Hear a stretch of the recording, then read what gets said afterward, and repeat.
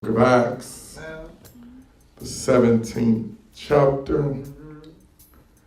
Acts, the 17th chapter. This morning I'm going to give a strong reference to the first part of the 28th verse. Acts 17, 28.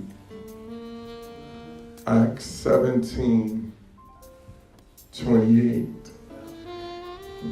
Here, the Bible reads, "For in him we live and move and have our being." For in him we live and move and have our being.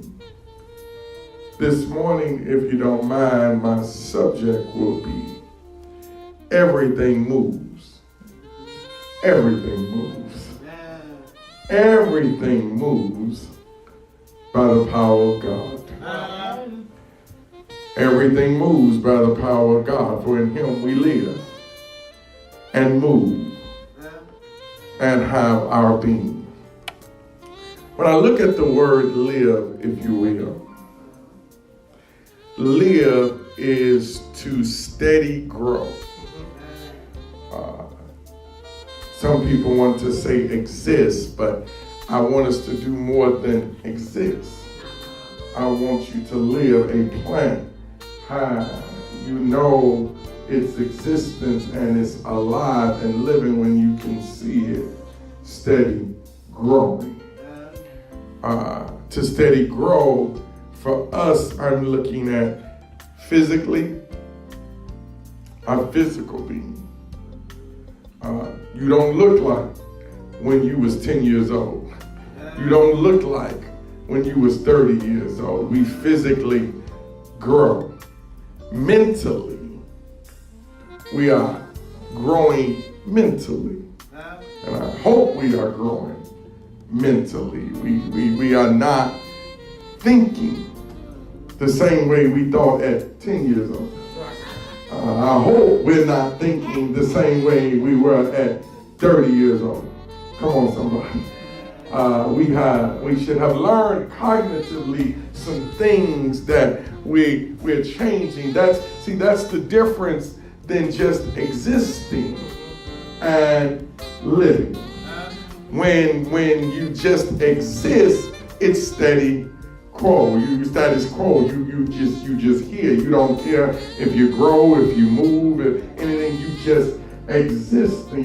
Living is going forth and producing a better you.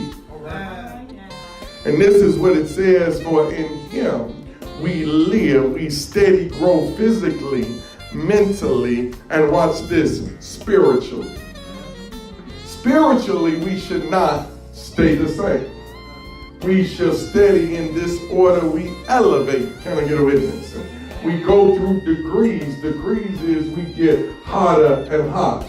But we shouldn't be getting colder and colder. We shouldn't be going to 32 and below, but we should be going to 32 and 80 and moving to 365 degrees. Anybody know about that number? Can I get a witness?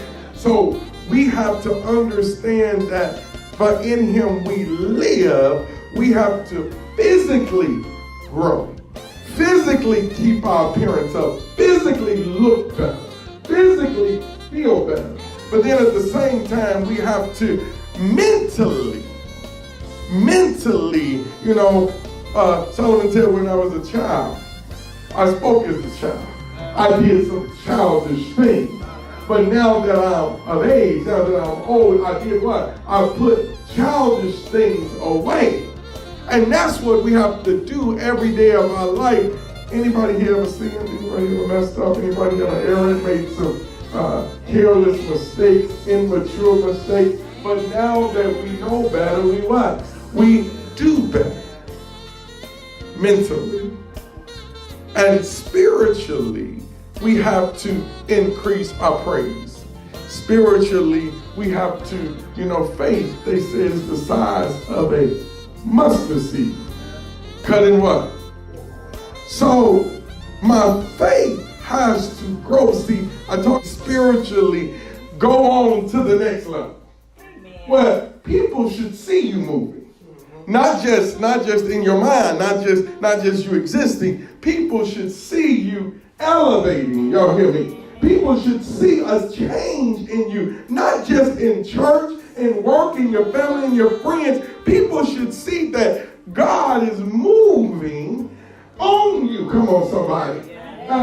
You should be able to look in the mirror and see in yourself that there's a change in me. Why do you say that, prophet? Because I physically have upgraded the way I look, the way I dress, the way I'm groomed. I physically am taking better care of myself. I don't eat the things I used to eat. I don't drink the things I used to drink. I don't smoke, come on somebody, the things I used to smoke. I don't let those things come out of my mouth that I used to just verbally say all the time, because physically there's a change that takes place in me. So when the Spirit of God moves on you physically, things have to change.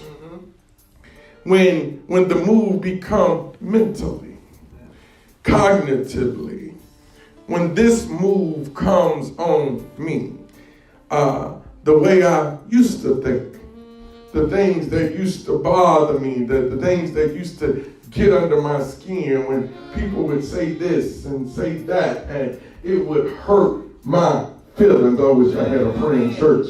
And I would wear my feelings on my sleeve, and I would get so emotional and be like, well, people should know better not to say this and to say that and to do this. And I had to learn that it's only a test.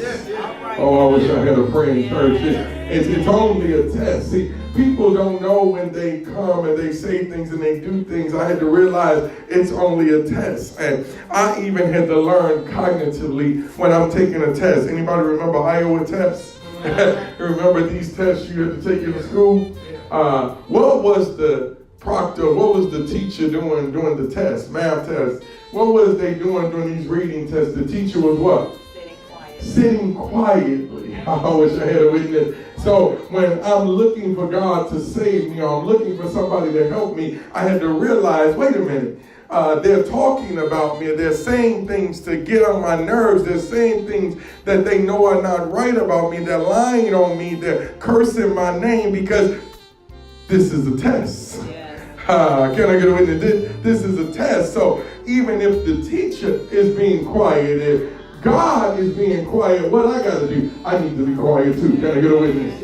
I need to tuck my bottom lip as well. I need to fret not myself because of evildoers, because they will soon be cut down as a grain. I need to know that this is the test of Jehazel, Queen of Rain, saying, let not